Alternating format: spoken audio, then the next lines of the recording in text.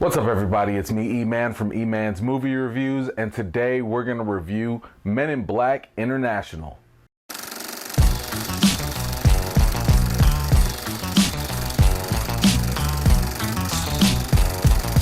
Alright, let's do a quick intro. The Men in Black have a new top recruit to join their ranks, but while they have to protect the world from alien invasions, they also have to deal with an internal threat that can be just as dangerous.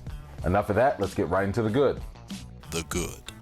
As expected, Men in Black International has a very steady handle and showing us a world full of aliens and more. It was nice to see new and different types of aliens as the film progressed. Many of them were visually fascinating to see, and they will undoubtedly keep your attention whenever a new alien is seen on screen. Not to mention, it was also cool to see some of them demonstrate their new powers and abilities. Along with the aliens themselves, this movie had some fun moments whenever they would display various types of futuristic or extraterrestrial technology. Even though some of the guns and stuff did look very similar at times, the arsenal of the MIB agents was intriguing to some degree. Essentially, from the aliens to the technology, you'll get a very familiar sense of nostalgia if you've been a fan of the franchise. Actually, if you are a fan of the MIB franchise, you'll probably appreciate the fact that this feels more like a continuation rather than a complete reboot.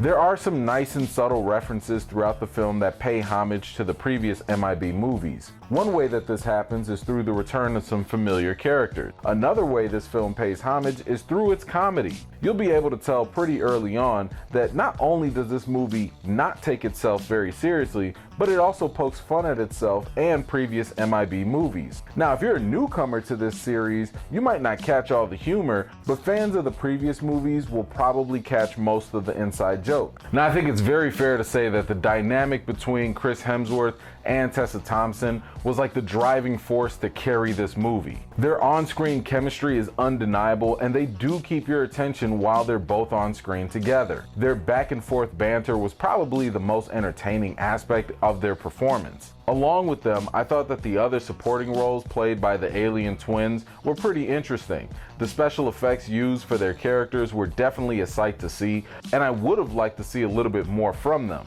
I think they worked especially well in this film, mainly because they didn't have to say very much, and their unique dancing ability only enhanced their alien roles. Also, there were a couple scenes where Pawnee was pretty enjoyable, and he definitely has a couple moments here or there throughout the movie. Well, that's it. Let's go to the bad.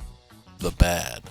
First things first, the comedy in this movie is, well, hit or miss. You'll probably get a chuckle here or there, but you'll be waiting a while for the next bit of laughter. There didn't seem to be any notably hilarious scenes that would just really stand out. To be more specific, the main reason why the effectiveness of the comedy is inconsistent is because of the editing. For instance, the back and forth banter in this film does work, but only for a moment. There will be times where the characters are going back and forth at each other, and after the fourth or fifth barb, you'll probably be ready for them to just hurry up and move on. In my opinion, that's kind of on the director to simply just cut it short and assist with making the editing a little bit tighter in this movie. In other words, not knowing when to stop a good joke is also a way to kill the humor pretty quickly. Now, unfortunately, while Tessa Thompson and Chris Hemsworth were like the best parts of this movie, both of their characters were pretty shallow. Their performances were fine, but the writing and direction of this film didn't help them at all. The writing gave them characters that lacked any real sense of depth compared to the likes of Tommy Lee Jones or Will Smith in the previous MIB movies.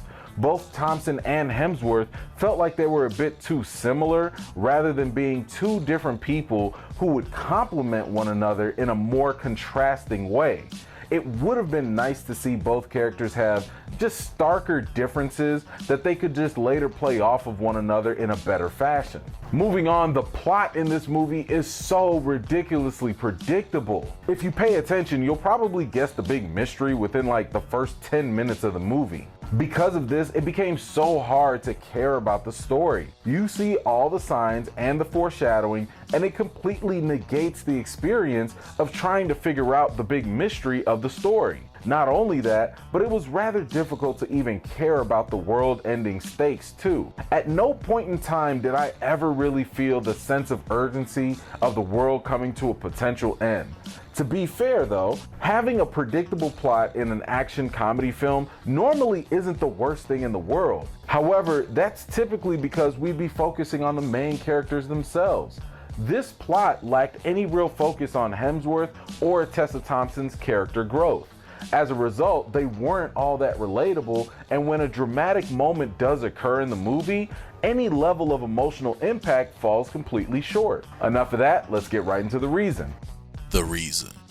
Men in Black International is a generic, unimaginative, cookie-cutter MIB type of movie that will probably be very forgettable without the help of any neuralizers. The nostalgia and recognition behind the MIB brand name will probably be the only real driving desire to see this movie. This movie really doesn't show us anything that new that we haven't really experienced before, so in that case, it doesn't make it all that appealing. So when it comes to the rating for Men in Black International, I've got to give it a 6 out of 10. Now, Men in Black International is watchable and it is somewhat entertaining, but only to a degree. I think that once it's been seen, there won't really be that much of a need to revisit this movie or the franchise anytime soon in the future. For this movie, I'd probably recommend the matinee viewing and definitely keep expectations extremely low. There's also no need to rewatch any of the previous MIB movies before seeing this one.